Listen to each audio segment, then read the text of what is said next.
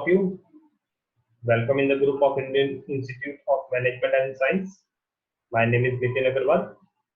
तो आपको जैसे पता है आज हमारा इकोनॉमिक्स का फोर्थ लेक्चर है चैप्टर 1 के लिए. ठीक है, तो आज हमारा जो टॉपिक रहेगा वो स्टॉक एंड फ्लो और वेलफेयर ऑफ इकोनॉमिक के बारे में रहेगा. तो स्टार्ट करते हैं. सबसे पहले स्टॉक एंड फ्लो. देखो स्टॉक एंड फ्लो दो डिफरेंट हमारे पास वेरिएबल्स हैं. Difference between the stock variable and stock flow variable. Difference between the stock and flow variable is very significant, and we should clear understanding that since the national income itself is a flow. National income एक flow है, ये आपको पता है. The base of the distribution restriction measurement is the point of the time, is the period of time. But it is noted that the stock and flow are variable. A variable is a measurable quantity which has very change, जो change होती रहती है. देखो आपको simple से एक चीज बता देता हूँ. स्टॉक को जो हम मापते हैं वो मापते हैं एक पॉइंट ऑफ टाइम. जैसे आज के दिन आपकी जेब में इस टाइम कितने रुपए, दैट इज कॉल्ड स्टॉक. आपको हर मंथ कितने पैसे जेब खर्ची के मिलते हैं, पॉकेट मनी के मिलते हैं, that is called flow. Difference clear हुआ. जो स्टॉक है उसे एक पार्टिकुलर टाइम पीरियड पे मापा जाता है, ठीक है, और फ्लो है उसे एक पीरियड ऑफ टाइम पीरियड पे मापा जाता है. डिफरेंस समझ में आ रहा है? दोबारा रिपीट करता हूँ. देखो स्टॉक जो है वो एक पार्टिकुलर टाइम पीरियड पे होता है, पार्टिकुलर टाइम पीरियड में, ठीक है. जैसे कि पार्टिकुलर टाइम पीरियड में मैंने कहा कि अभी आपकी जेब में कितने पैसे हैं, वो क्या है, वो स्टॉक है. अभी आपकी जेब में 100 रुपए है, तो वो क्या है, वो स्टॉक है. और मैंने कहा आपको हर मंथ एक पीरियड ऑफ टाइम दिया, हर मंथ आपको कितने रुपए मिलते हैं, दैट इज कॉल्ड फ्लो. वो क्या है, वो फ्लो है. आपको हर मंथ 500 रुपए जेब खर्चे मिल रही है, तो वो क्या है, वो आपका फ्लो है. अब हर मंथ कितने रुपए खर्च कर देते हो, मैं 400 रुपए हर मंथ खर्च कर देता हूँ, दैट इज कॉल्ड फ्लो. एक पीरियड ऑफ टाइम की बात की जाए तो दैट इज कॉल्ड फ्लो, और एक particular period of particular time period की बात की जाए तो दैट इज कॉल्ड स्टॉक. यदि इतनी बात आपको क्लियर हो गई है तो प्लीज पढ़ जाइए.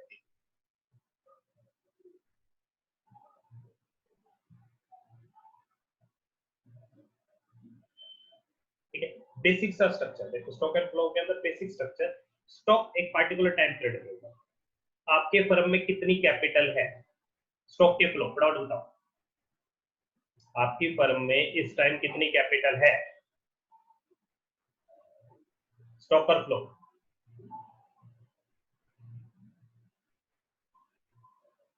बिल्कुल, बहुत बढ़िया, स्टॉक. ठीक है, तो कैपिटल क्या हुई, स्टॉक हुई. हर साल आपके यहाँ पे कितने रुपए की सेल हो जाती है, कितने रुपए का इनफ्लो आ रहा है, तो वो तो क्या है, फ्लो. ठीक है, आपको डिफरेंस समझ आ गया. उसके बाद दूसरा एग्जांपल देता हूँ, नेशनल इनकम.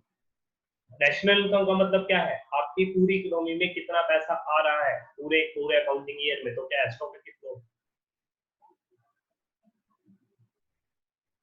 बिल्कुल फ्लो. तो आपको आई थिंक अब मीनिंग क्लियर हो गया होगा, स्टॉक क्या होता है और फ्लो क्या होता है. ठीक है, तो स्टॉक एक पार्टिकुलर पॉइंट पे मापने के लिए होता है. एक आज के दिन इस टाइप से इस जगह पे ये चीज कितनी है, that is called stock. Time period दे दिया जाए, एक हफ्ते में कितना हो रहा है, एक महीने में कितना हो रहा है, एक साल में कितना हो रहा है, दैट इज कॉल्ड फ्लो. तो ये छोटा सा डिफरेंस आपको याद है.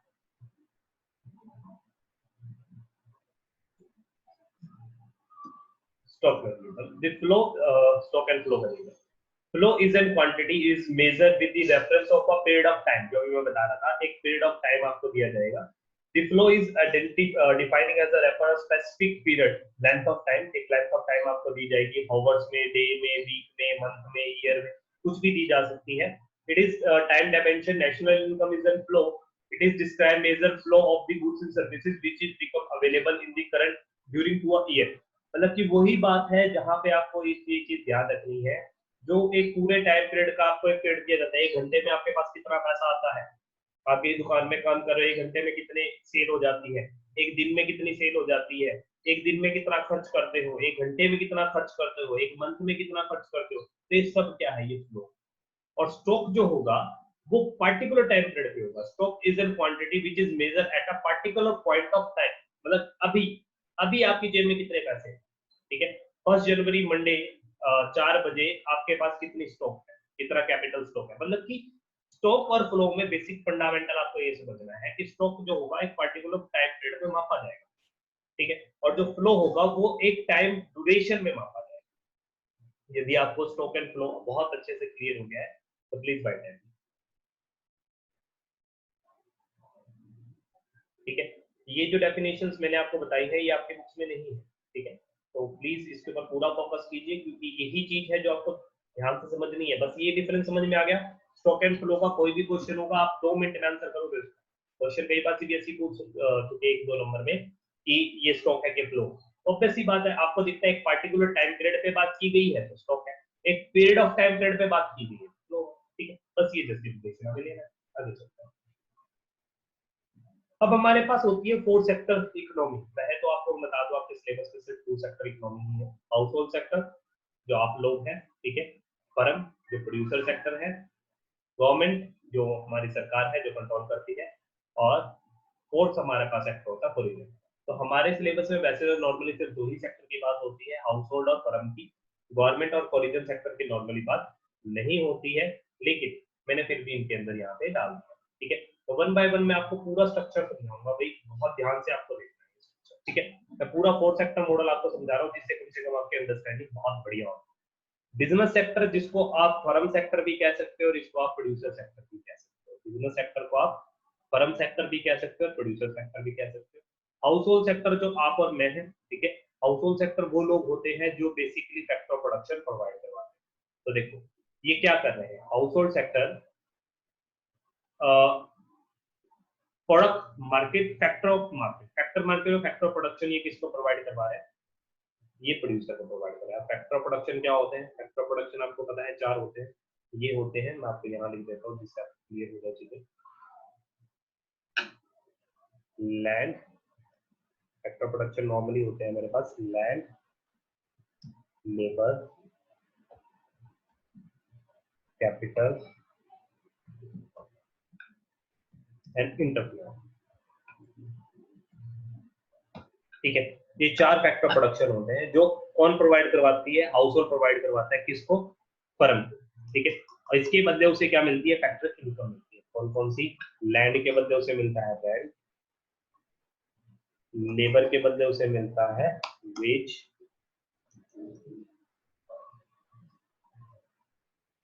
और कैपिटल के बदले उसे मिलता है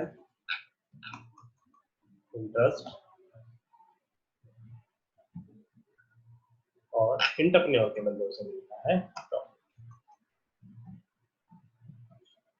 ठीक है। तो ये 4 फैक्टर ऑफ प्रोडक्शन और 4 उससे कमाई हुई इनकम यहाँ पे होती है। तो फैक्टर मार्केट में वो क्या करते हैं, फैक्टर ऑफ प्रोडक्शन इसे प्रोवाइड करवा रहे हैं और इनकम ले रहे हैं उससे, ठीक है। जो इनकम पेमेंट है, जो ये पेमेंट्स है हमारे पास है, इन्हें आप इनकम पेमेंट या फैक्टर पेमेंट्स कहते हैं। और ये फैक्टर मार्केट के थ्रू फैक्टर प्रोडक्शन यहाँ पे जा रहा है। इस नीचे वाले फ्लो में किसी बच्चे को कोई भी डाउट है तो बताओ। ये वाला जो नीचे वाला फ्लो अभी हमने डिस्कस किया, किसी बच्चे को यहाँ पे कोई डाउट है, क्लियर हो गया अच्छे से, बहुत अच्छी बात है। अगली बात करते हैं। अगली बात हम कर रहे हैं किसके लिए, फर्म सेक्टर क्या दे रही है, प्रोडक्ट मार्केट, मतलब कि ये क्या कर रही है, इन चारों को यूज करके, लैंड, लेबर, कैपिटल, इंटरप्रेन्योर को यूज करके प्रोडक्ट या सर्विसेज बनाएगी। प्रोडक्ट और सर्विसेज वो क्या करेगी, इसे किसको बेच देगी, हाउस होल्ड सेक्टर को।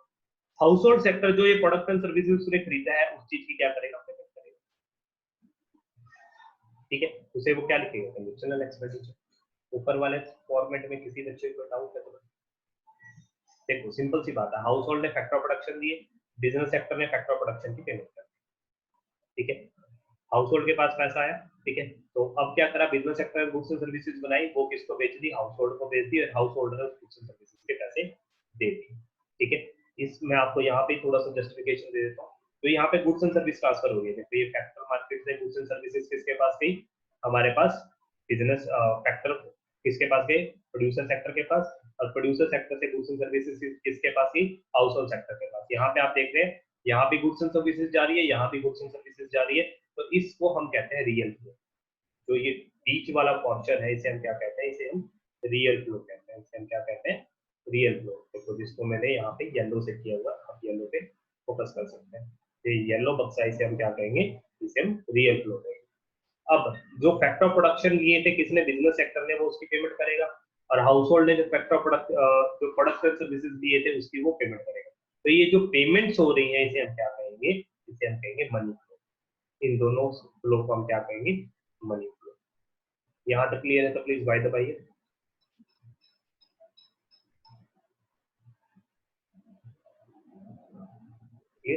और इन दोनों फ्लो को यदि आपको कंबाइनली नाम देना है, किसको, रियल को और मनी फ्लो को, तो इसे हम कहते हैं सर्कुलेशनरी फ्लो, सर्कुलेशनल फ्लो। ठीक है, इन दोनों फ्लो को हम इकट्ठा जोड़ेंगे तो क्या कहलाएगा, सर्कुलेशनल फ्लो कहलाएगा। आई थिंक यहाँ तक क्लियर हो गया होगा आपको। आपकी बुक में सिर्फ इतना ही है कि दो ही सेक्टर दिए हुए हैं नॉर्मली, ठीक है, लेकिन मैंने दूसरे सेक्टर्स को भी यहाँ पे आपके सामने ऐड कर दिया है जिससे आप दूसरे चीजों को भी समझ सकें। तो वन बाय वन उनके साथ रिलेशन देखते हैं। यहाँ पर रिलेशन का मेन रिलेशन तो जो बुक का है वो मैं करवा चुका हूँ। अब मैं वन बाय वन एक एक सेक्टर का दूसरे सेक्टर से लिंक जोड़ता हूँ। सबसे पहले मैं जोड़ता हूँ इसके साथ कैपिटल मार्केट के साथ। कैपिटल मार्केट में क्या होती है, हाउस होल्ड जो सेविंग करता है वो कैपिटल मार्केट में जमा करवाता है, उसके बदले हाउस होल्ड को क्या मिलता है, इंटरेस्ट। और कैपिटल मार्केट उस पैसे को क्या करती है, इन्वेस्ट करती है कहाँ पे, बिजनेस में। तो कैपिटल मार्केट वो मार्केट होती है जो हाउस होल्ड से सेविंग लेती है और उस सेविंग को इन्वेस्टमेंट के रूप में बिजनेस को दे देती है। आई थिंक इसमें कोई डाउट नहीं होगा, बहुत छोटा सा। अब दूसरा हम लेते हैं रिलेशन किसका, हाउस होल्ड का और गवर्नमेंट का। किसका, हाउस होल्ड का और गवर्नमेंट का। हाउस होल्ड क्या करेगा, जो गवर्नमेंट ये इसको फैक्टर पेमेंट मिल रही है उसके ऊपर क्या करेगा, टैक्स भरेगा। किसको, गवर्नमेंट को। और गवर्नमेंट क्या करेगी, इनको जो लोग टैक्स नहीं पे कर सकते उन्हें ट्रांसफर पेमेंट देगी, जैसे कि बुढ़ापा पेंशन होगी, बेरोजगारी भत्ता हो गया, इस तरह की सारी स्कीम्स किसको फायदा देगी, गवर्नमेंट को। मतलब कि सिंपल सी बात आप ये कह सकते हो, हाउस होल्ड टैक्स भरता है गवर्नमेंट को और गवर्नमेंट हाउस होल्ड को ट्रांसफर पेमेंट, मतलब कि जो बेरोजगारी भत्ता वगैरह की ये पेमेंट होती है इसे हम ट्रांसफर पेमेंट कहते हैं, ये पेमेंट किसे करेगी, हाउस होल्ड। यदि गवर्नमेंट और हाउस होल्ड वाला चार्ट आपको क्लियर है तो प्लीज व्हाइट टाइप कीजिए।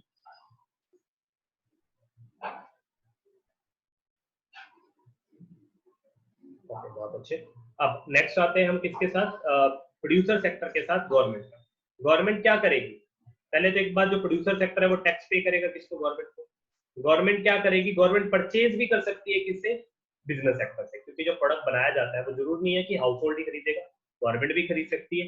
तो पहली बात तो जो बिजनेस सेक्टर है वो टैक्स तो देगा ही देगा गवर्नमेंट को, इसमें कोई दिक्कत नहीं है। उसके बाद गवर्नमेंट उसी टैक्स से क्या करेगी, इनसे परचेज। क्लियर होगी बात, यहाँ तक यदि को कोई दिक्कत बिजनेस सेक्टर का गवर्नमेंट से रिलेशन, उसके बाद हम फॉरिजन सेक्टर की बात करते हैं। फॉरिजन सेक्टर में होता है इंपोर्ट एक्सपोर्ट। फॉरिजन सेक्टर में क्या होता है, इंपोर्ट और एक्सपोर्ट। तो इसका रिलेशन आपको सीधा सा क्रिएट करना है हाउस होल्ड भी और बिजनेस के साथ भी। देखो हाउस होल्ड से क्या किया उसने, यहाँ पे इंपोर्ट किया हाउस होल्ड से डायरेक्टली और उन्हें पेमेंट कर दी।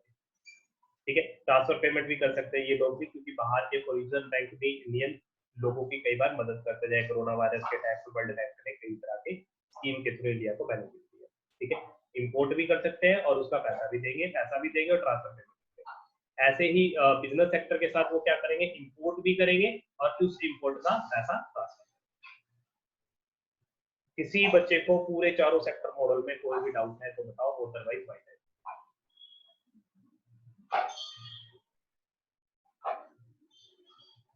पूरा 4 सेक्टर मॉडल क्लियर अच्छे से।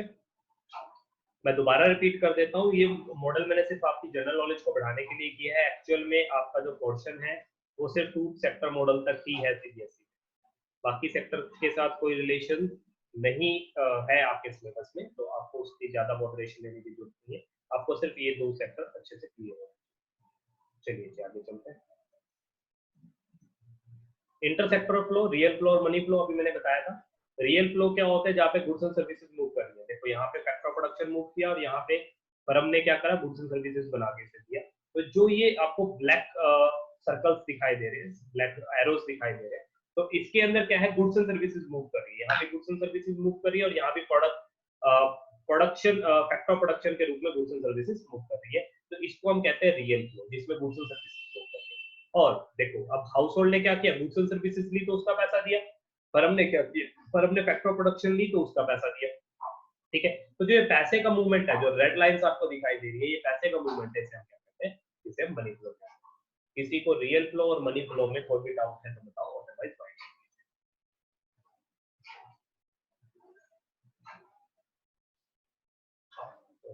Okay, circulatory flow of income. Circulational flow of income के अंदर मैंने बताया था, जो ये रियल फ्लो और मनी फ्लो है, इन दोनों फ्लो को यदि मैं इकट्ठा बताने की कोशिश करूं तो वो क्या कहलाता है, सर्कुलेटरी फ्लो ऑफ इनकम कहलाता है। सर्कुलेशन फ्लो ऑफ मनी भी कहते हैं। सर्कुलेशन क्योंकि ये लगातार घूमता है। ठीक है, जो ये देखो यहाँ पे हाउस होल्ड ने फैक्टर प्रोडक्शन दी, फर्म ने फैक्टर प्रोडक्शन के बदले गुड्स एंड सर्विसेज। उसके बाद फर्म ने यहाँ पे फैक्टर प्रोडक्शन लिए थे, इसीलिए उसके इनकम पे की, और हाउस होल्ड ने जो गुड्स एंड सर्विसेज ली थी उसके लिए स्पेंडिंग, मतलब उसके लिए खर्चा दे दिया। तो ये सेक्टर जो है वो आपस में एक दूसरे पे प्रॉपर तरीके से डिपेंडेंट है। प्रॉपर तरीके से क्या है, डिपेंडेंट है। सर्कुलेटरी फ्लो इसीलिए कहा जाता है क्योंकि एक भी सेक्टर ने काम छोड़ा, एक भी फ्लो टूटा है। फॉर एन एग्जांपल, फर्म ने फैक्टर प्रोडक्शन के पैसे नहीं दिए, तो क्या हाउस होल्ड के पास पैसा आएगा? नहीं आएगा। हाउस होल्ड के पास पैसा नहीं आएगा तो वो क्या फर्म से गुड्स एंड सर्विसेज खरीद पाएगा? नहीं खरीद पाएगा।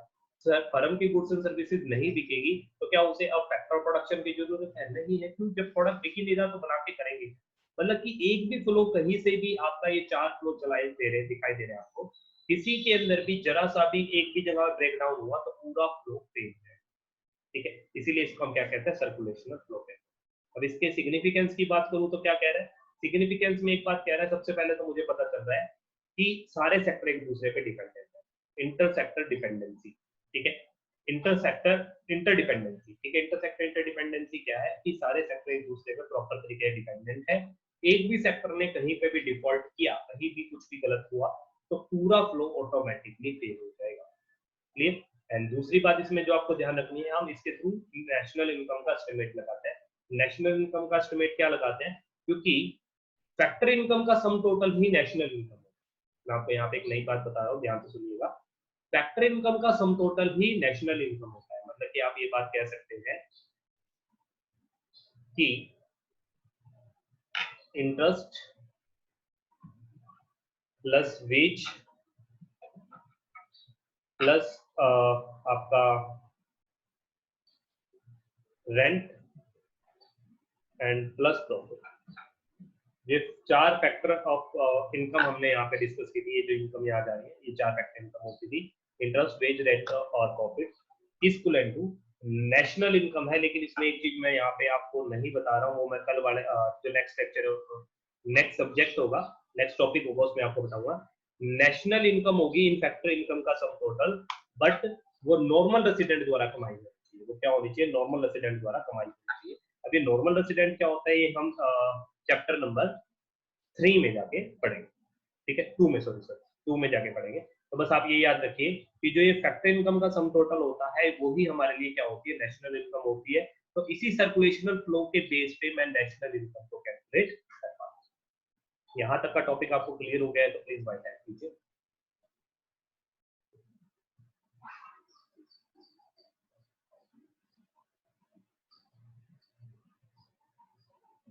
बहुत अच्छे। तो यदि आपको हमारी वीडियोस पसंद आ रही हैं, जो बच्चे यूट्यूब पे हमारी वीडियो देख रहे हैं, तो लाइक शेयर कमेंट जरूर करें, हमारे चैनल को सब्सक्राइब करें और बेल आइकन को जरूर दबाएं यदि आप चाहते हैं कि जितनी भी हम वीडियो लेक्चर आपके लिए बनाएं उनका नोटिफिकेशन आप तक आता है। ठीक है, यदि आप हमारे इसी लाइव क्लासेस में आना चाहते हैं, जैसे लाइव यहाँ पे बच्चे पढ़ रहे थे, जो डाउट्स पूछ रहे थे या जो अपना फीडबैक दे रहे थे, तो उसके अंदर आने के लिए आपको कॉल करना है 9996521500 पे। ठीक है, फी स्ट्रक्चर आपको यहीं पे बता दिया जाएगा क्योंकि जो लाइव क्लासेस है वो फ्री ऑफ कॉस्ट नहीं है।